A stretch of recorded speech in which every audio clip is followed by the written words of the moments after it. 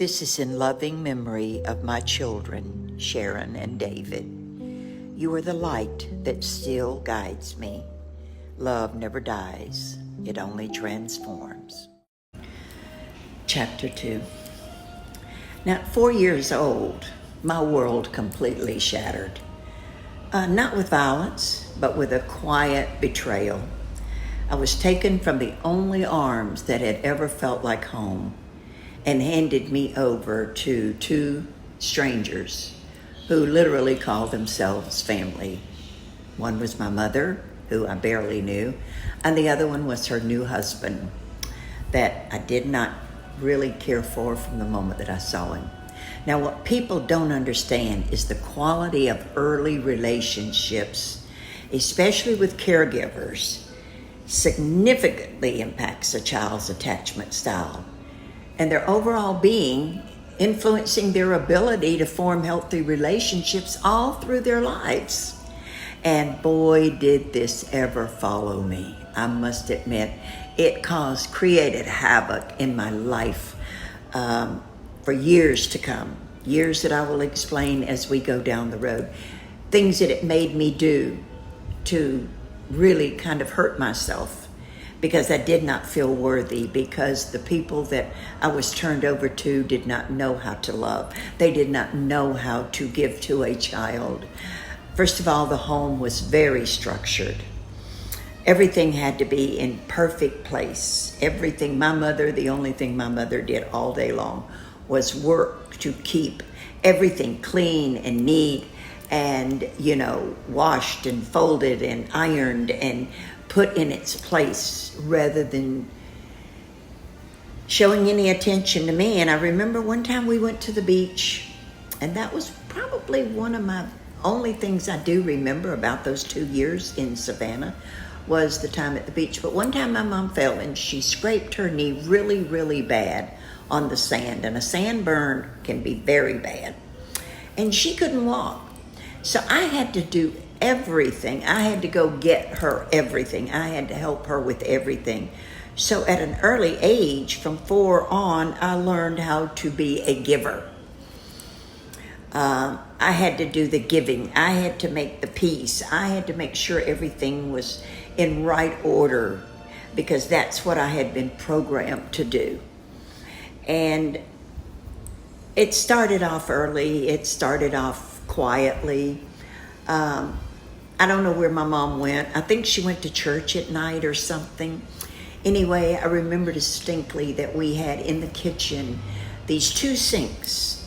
And one sink was a regular size sink. The other one was very, very deep because people didn't have washing machines. They washed their clothes at home and hung them out on a line. So I think that might have been the reason for that deep sink. Anyway, I remember distinctly that my stepfather, when my mother would leave, and I don't know whether she told him to or what happened or how this came about, but invariably he had to give me a bath. And I remember the water in that deep sink, and I remember sitting there and not being happy. First of all, not being happy with a stranger that I didn't know and did not care for, and just not happy at all. And then I remember he would take me into my bedroom and dry me off with a towel, and he dried and he dried and he dried me off.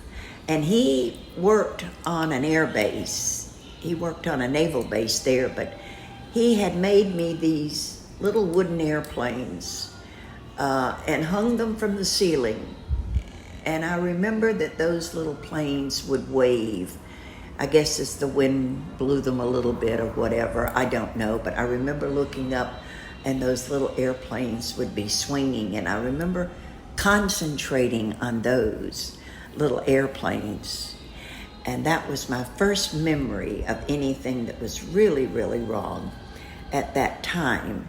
And of course, me being a baby, a child, I had no way of stopping anything. I was at the mercy of everyone. I had no Uncle Ernest bringing me candy bars and protecting me and loving me. I had no grandparents that I felt so safe with, and I had no one. And my mother was so distant that my memory of her is almost non-existent during that particular time. I don't remember getting dressed up. I don't remember going anywhere. What I do remember is one time I was out running and playing, and of course we always went barefoot.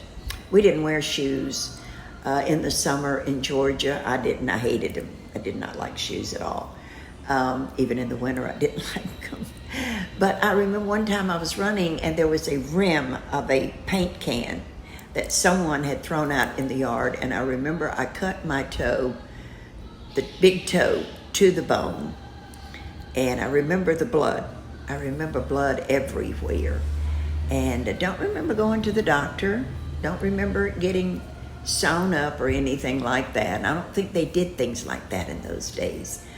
But those are the kinds of things that I associated with those 2 years that I spent in Savannah, was really negative things. And another memory that I have, after I hurt my toe and it was getting better, there were 2 little boys down the way that I played with.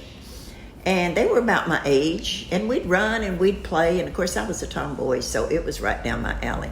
And I remember one time, his dad drove some kind of big truck that had a flatbed on the back of it. And they were up on the back of that. Well, he had a can that had some sand in it. He threw that can and it landed right on that bad foot. Oh, I remember that toe went wide open again and blood everywhere. So these are the memories that I had. Not good memories at all, not memories of happiness and fuzziness and warmth, but of being afraid and being scared to get something out of place, and then being afraid when my mother left of what I would have to endure with my stepfather, who once again, as I said, he was perfectly strange to me. He was not someone that I knew at all.